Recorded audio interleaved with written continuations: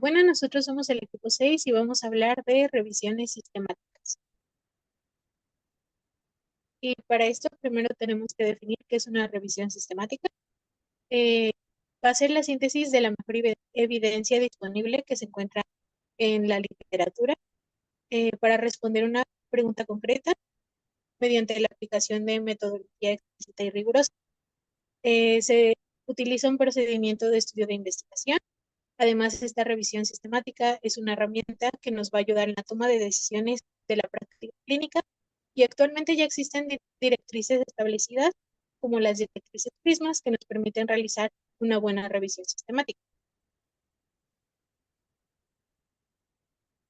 También esta no se realiza sobre datos primarios, o sea que no tenemos contacto directo con pacientes y no eh, evaluamos esos datos que se obtienen, sino artículos ya establecidos y se puede definir como un estudio observacional en el que la población de estudio está formada de los mejores artículos originales realizados sobre el tema de la revisión.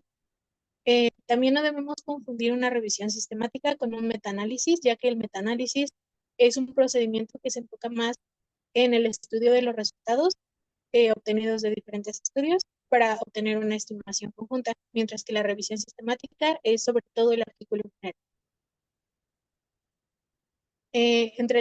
Bueno, como se debe realizar con una metodología establecida, las fases en las que se divide es primero la definición del objetivo, que es nuestra pregunta de investigación. Después la búsqueda de evidencias en la literatura y en bases de datos, los criterios de inclusión y exclusión de estudios, la evaluación de la calidad de dichos estudios seleccionados, la recolección de esos datos, el análisis de los resultados y las conclusiones y recomendaciones a partir de todo lo que fue revisado. Para la definición del objetivo debemos tomar en cuenta que la finalidad es intentar responder a una pregunta clínica que va a ser concreta y vamos a valorar todas las pruebas disponibles que se tienen en la investigación. Y para esto debe ser clara y precisa. Entonces debemos establecer bien nuestro factor de estudio, las variables con las que vamos a comparar, las variables de respuesta, la población de estudios en el que nos estamos moviendo y el tipo de estudios que vamos a incluir y excluir. Para que las conclusiones de una revisión sistemática puedan ser válidas, hay que identificar y localizar todos los estudios existentes, idealmente los que están publicados, pero también se deben de identificar los estudios que no están publicados. Para esto también se debe de hacer una búsqueda de evidencias que se realiza en una o varias bases de datos importantes, por ejemplo, Medline y Embase. Y también se recomienda complementar esta búsqueda con búsquedas manuales de referencias de artículos localizados, también libros y otras revisiones, así como con profesionales expertos en esta materia. El protocolo de la revisión sistemática debe de especificar también la base de datos, las palabras clave, la estrategia de búsqueda, así como el periodo de tiempo de cobertura y cualquier otro requisito. La selección de los estudios que se incluirá en la revisión sistemática debe hacerse a partir de criterios explícitos y establecidos con claridad, de forma que el proceso sea reproducible por otros investigadores. El objetivo fundamental es obtener un conjunto de trabajos que aborden una misma pregunta científica, y la selección debe basarse en información fácilmente accesible y como primer lugar se debe de definir el tiempo de estudio y sus características principales. A continuación se establecen algunos otros criterios que se pueden evaluar. Uno de ellos es las intervenciones o exposiciones que se evalúan, es decir, si se desea integrar otros resultados de diferentes trabajos, estos deben de evaluar un mismo factor de estudio. También está la variable respuesta. Algunos estudios utilizan diferentes criterios de evaluación o diferentes variables de respuesta y esto hará muy difícil poder integrar estos resultados. También los criterios de selección de población de los estudios originales. Esto quiere decir que el efecto puede ser diferente en función de diversas características de los sujetos estudiados. Por ello, pueden utilizarse criterios muy restrictivos para seleccionar una población homogénea o también pueden ser criterios laxos para que puedan ser diferentes características para realizar estudios estratificados y análisis de subgrupos.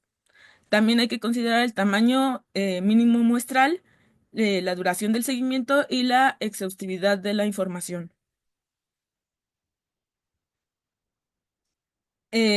También hay que hacer una valoración crítica de los estudios seleccionados.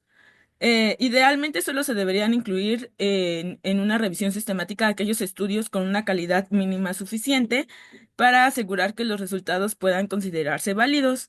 La evaluación de la calidad de un estudio es un proceso subjetivo y más teniendo en cuenta que en ocasiones la información necesaria no está disponible. Y existen múltiples escalas para realizar esta valoración. A continuación presentamos la escala de Haddad. Esta escala consta de tres preguntas y en la respuesta afirmativa suma un punto. También podemos obtener 2 puntos adicionales si se describe el método de aleatorización y es adecuado, y si se describe el método de enmascaramiento y también es adecuado. En total suman 5 puntos y entre más alto sea el puntaje, este estudio será de mayor calidad. La valoración de la relación entre la magnitud del efecto observado y las puntuaciones de calidad se podrá realizar mediante un método gráfico como un metaanálisis acumulativo, en donde los estudios van a ser incluidos sucesivamente en el análisis según la puntuación obtenida en la escala de Haddad, en un orden de la mayor a la menor puntuación. Y también se puede hacer mediante una metaregresión, el cual es un procedimiento estadístico que permite analizar la posible relación entre el efecto observado y algunas covariables, por ejemplo, el tipo de diseño del estudio, la procedencia de los datos o la procedencia de los sujetos.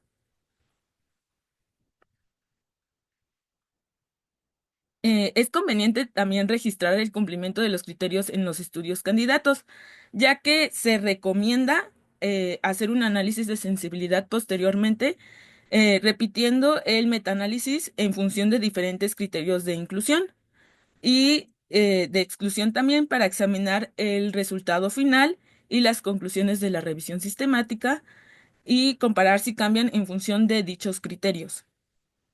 En la extracción de los datos es importante considerar principalmente la siguiente información: datos generales del estudio, características de los pacientes, la metodología empleada, las intervenciones y comparaciones, la comparabilidad inicial de los grupos y las variables de respuesta.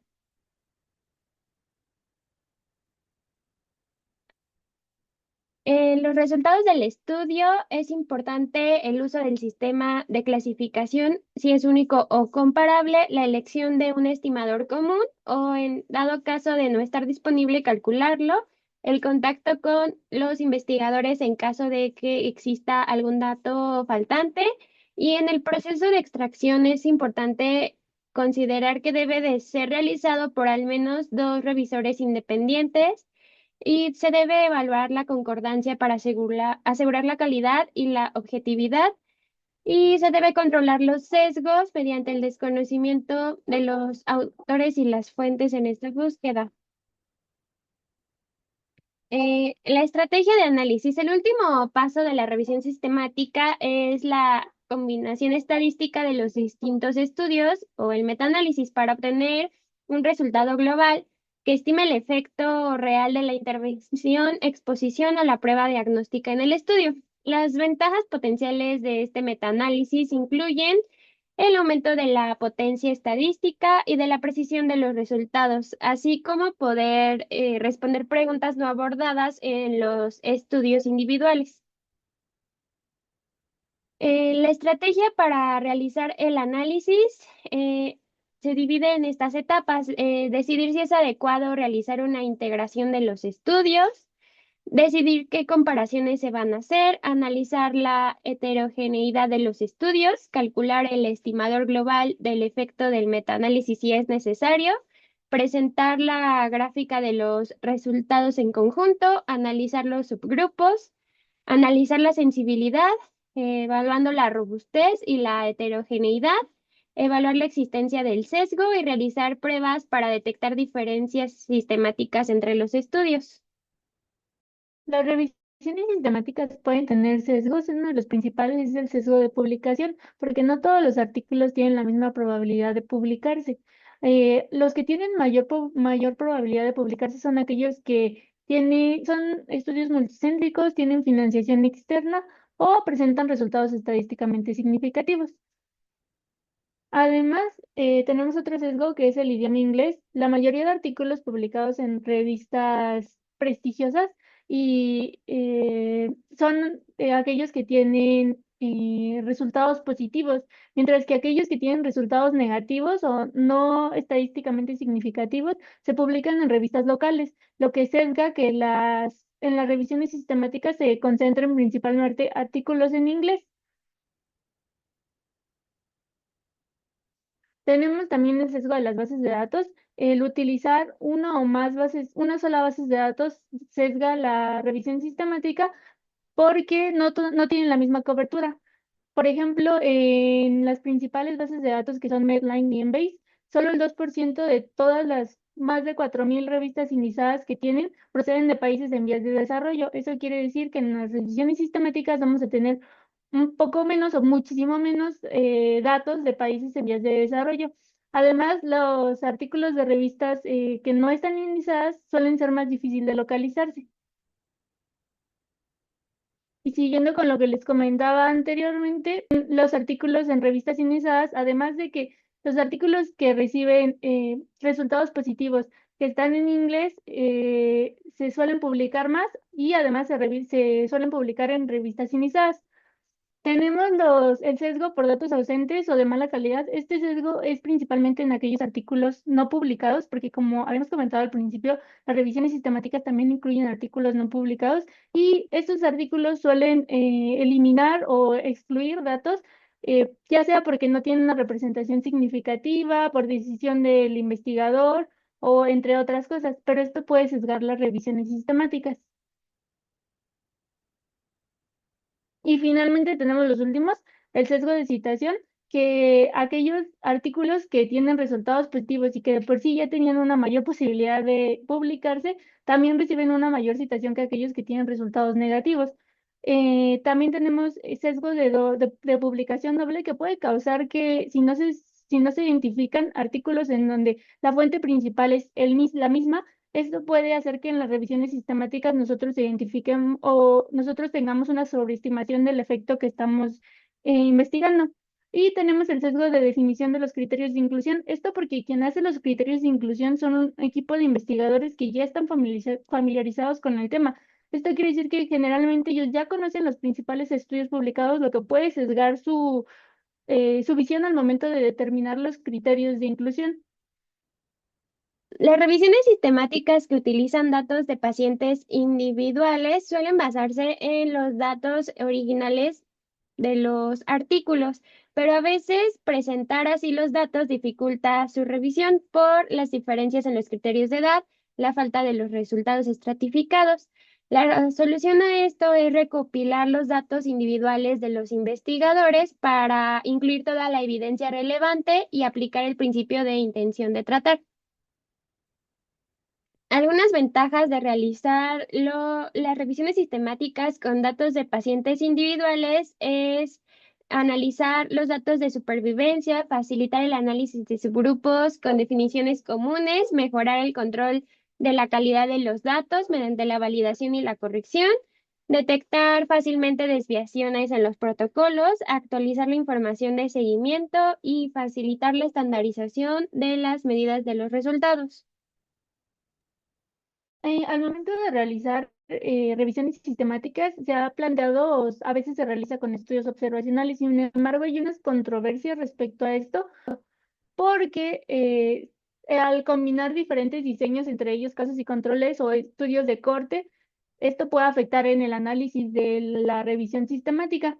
Además, se ha pensado que si es o no comparable aquellos estudios observacionales en donde los tipos de controles no son iguales o donde las poblaciones no son iguales.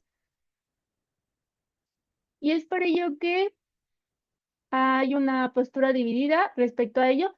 Algunos autores rechazan las revisiones sistemáticas con estudios observacionales, mientras que otros eh, las contemplan, pero dicen que hay que evitar o tener cuidado con la combinación estadística de los resultados de los estudios observacionales. Por ello es fundamental considerar la heterogeneidad y analizar críticamente cada uno de los estudios que estamos incluyendo en esta revisión sistemática.